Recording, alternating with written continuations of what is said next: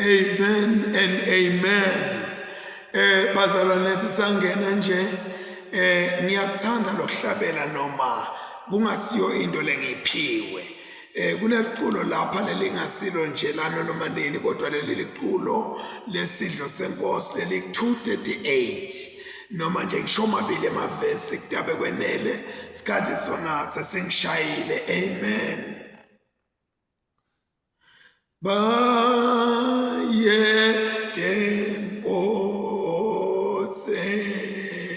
Yehla ezulwini weno mulizo wathathu mzimba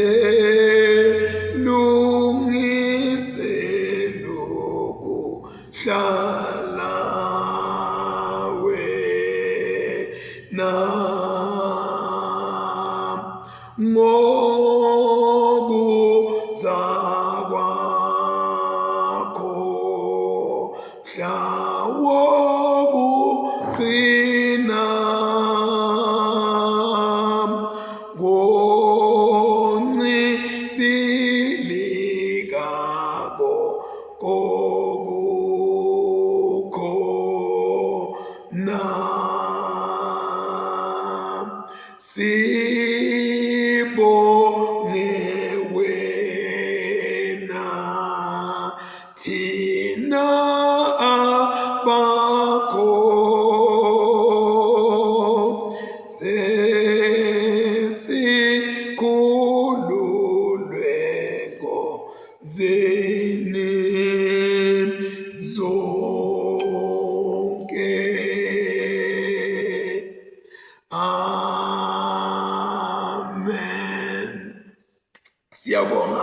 ngqo asingene emkhulekweni.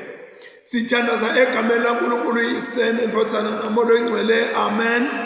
Umuhle uNkulunkulu, umuhle sokulunga.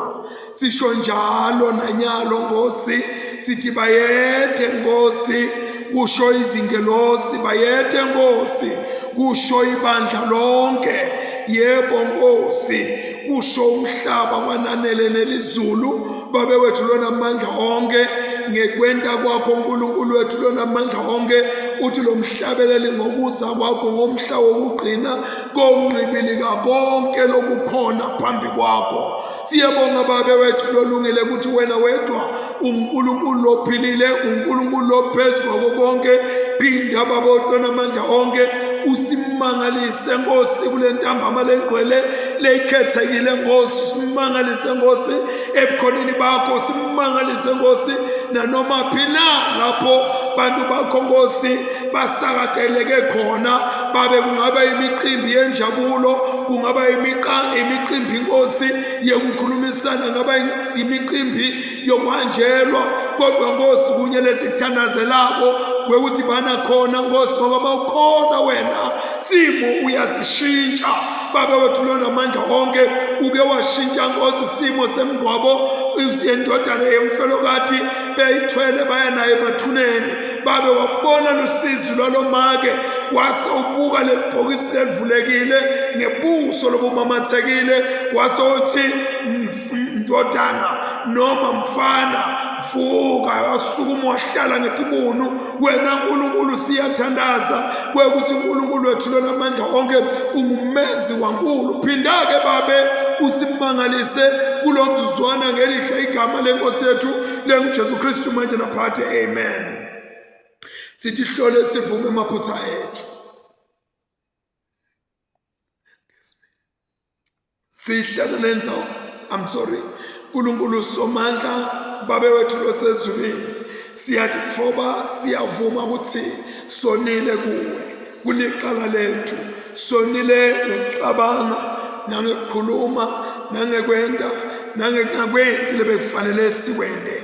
Ngenxa yendothane yakho Kristu inkosi yethu, sithethelele konke lesekwenzile, usende sikhonde ekhamba lokusha, kude ligama lakho lidunyiswe. Nkulunkulu somandla, sawukela usithelele tonke lethu, usigcine ekuphileni lokunini nanini ngaJesu Kristu inkosi yethu. Amen.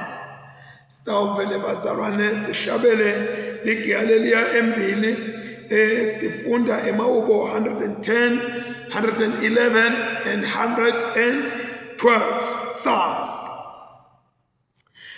Simakadze wakhuluma enkosini yami wathi, wota uhlale ngesekudla sami, ngite ngifake titsa takho ngaphansi kwetinyawo takho. Indvonga yebukhosi bakho lobunemandla uyakuyelula. Wena simakadze usesiyoni uthi, busa wena emkhatsini wetitsa takho. Sive sakho siyawutinikela mdlana, ulwa netitsa takho. Emabutho akho ayawuta kuwe, ahlobe ngemvunulo lengcwele, ayawuvela njengematolo enzatsakusa. Simakadze wafunga futhi angeke aguquke, wathi wena ungumpristi loyawuhlala akhona kude kube phakade ngekuma kwaMelkisedeki. Simakadze ungasekudla sakho uyawaqitha onke emakhosi mdlana asathukuthele.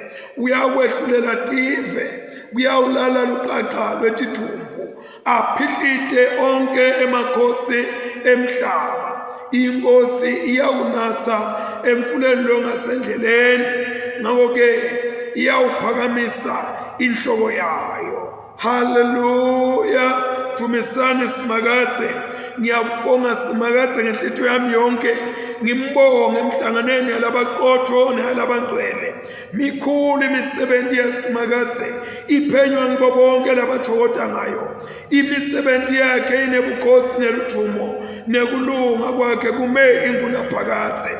Wente timangaliso takhe kutsi tikhumbuleke. Simakadze unemusa nebubele, ubapha kudla labo labamesababo sivumelwano sakhe uyawusikhumbula phakathe naphakathe sive sakhe usikhombisa amandla emisebenzi yakhe wasinika emave aletinye tive imisebenzi yetandla takhe yethembekile futhi ilungile yonke imisebenzi yakhe yethembekile ayina ukuguquka phakathe naphakathe yentiwe ngeliqiniso nangekulunga sive sakhe wasithumelela kuhlengwa wamisa sivumelwano sakhe kude kube phakathe lingcwele liyesabeka ligama lakhe wesaba uNkulunkulu siqalo sekuhlakanipha bonke labahamba ngemithetho yakhe banengqondo lenhle umelwe kuthunyiswa phakathe naphakathe haleluya tumisane simakathe ukuthi siwe umuntu lowesaba simakathe lothi jabulisa ngekugcina imiyalo yakhe intalo yakhe iyakuba nemandla emhlabeni situlwane salabaqotho siyakubusiswa ingqebo nemfuyo kusendlini yakhe kulunga kwakhe kume kude kube phakathe labaqotho bathola kukhanya ebumnyameni simakathe unemusa nesihe nekulunga ubusisiwe umuntu lowephanako abolekise ngesihle lowenta tonke tintfo ngekwethembeka lolungile aneke anyakatiswe uyawuhlala akhunjulwa phakathe naphakathe imibiko lemibi ayimesabisi inhlitiyo yakhe iqinile iyethembele kusimakathe unesibindi angeke esabe ade abone ujabhiswa kwetitha takhe labampofu ubapha ngekukhululeka kulunga kwakhe kuyakuma kude kube phakathe uyakuba nemandla ahlonipheke lo mubi uyawubona lokhu aqanuke aququde ematinyo ahusheke adzimate aphele tinhloso talo mubi tiyawushabalala akuthunyiswe uyise nendvodzana namalo engcwele njengoba bekunjalo ekuqaleni senjalo nanyalo kuyakuba njalo kude nanini amen. The first scripture reading is from the Old Testament, written in the book of the prophet Joel, chapter 2. We are reading from verse 28 through chapter 3, verse 8. Emva kwaloko ngiyawuthulula moya wami ethi kwabo bonke bantu emadvodzana nemadvodzakazi enu ayawuprofeta emakhehla enu ayawuphupha emaphupho nemajaha enu ayawubona imibono yebo kulawo malanga ngiyawuthululela moya wami etincekwini nasetincekwini tami ngiyawukwenta timangaliso emazulwini nasemhlabeni ingati nemlilo nekushunqa kwentuthu ilanga liyawuba mnyama inyanga ibe bovu njengengati lingakafiki lilanga lelikhulu nalelesabeka kulasimakathe bonke labakuyalibita libito lasimakathe bayawusindiswa ngobe endzabeni iSiyoni naseJerusalema kuyawuba nenkululeko njengoba simakathe asashito emkhatsini waleyo tsali lebitwa ngusimakathe ulawo malanga nakuleso sikhathi nasengibuyisela tibusiso kulakaJuda naseJerusalema ngiyawubutsa tonke tive ngitehlisele esigodini sakaJehoshafati lapho-ke kulapho ngiyawutehlulela khona ngenxa yelifa lami sive sami saka Israel ngobe lapho-ke kulapho ngiyawuhlulela khona ngenxa yelifa lami sive sami saka Israel ngobe tasakata sive sami tasifaka kuto tonke tive talidzabula live lami sive sami tehlukanisela sive sami tehlukaniselana ngaso ngenkatho, tathengisa ngebafana kuze titewukhokhela tingwahla, tathengisa ngemantfombatana kuze kuthi titewutsenga liwayini tinatse. Excuse me. Pho yini leniphambene ngayo nami? Nine Tire na Sidoni kanye nani nonke nine tifundza taseFilistia. Kungabe nikhokha sibhongobhongo ngale ngikwentile yini? Nangabe nikhokha sibhongobhongo ngekushesha nangekuphathima kweliso, ngitawubuyisela etikwetinhloko tenu loko lenikwentile. Ngobe nithengise isiliva yami negolide yami ngobe nithethe isiliva yami negolide yami nakwethwala konke lokungemagugu nengqebo yami, nakwethwala konke lokungemagugu nemqebo wami lomkhulu nayawukufaka emathempelini enu. Nathengisa abantu bakaJuda nebaseJerusalema kumaGriki, nentela ukuthi batewuba khashane nemikhawulo yelive lawo. Bukani la, ngitabavusa kuleto tindzawo lenibathengise kuto, ngitawubuyisela etikwetinhloko tenu loko lenikwentile. Ngiyawuthengisa emadvodzana nemadvodzakati enu esiveni sakaJuda, bese sibathengisa esiveni sakaSheba, sive lesikhashane kakhulu simakadze sewukhulumile. Siphela lapha sifundo sekuqala. Sifundo sesibili siphuma eTestamenteni lelisha encwadini yamvangeli Matewu longcwele sahluko 16 verse 13 to 20. Jesu wesuka lapho waya eveni leliseduze nelidolobha laseKesariya Filipi. Lapho afike wabuta abafundisi bakhe wathi, bantu bathi indvodzana yemuntu ingubani?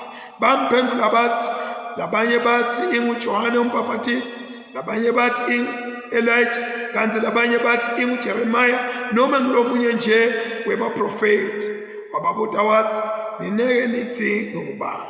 Simon Petro waphendula wathi, unguKristu, indvodzana yaNkulunkulu lophilayo.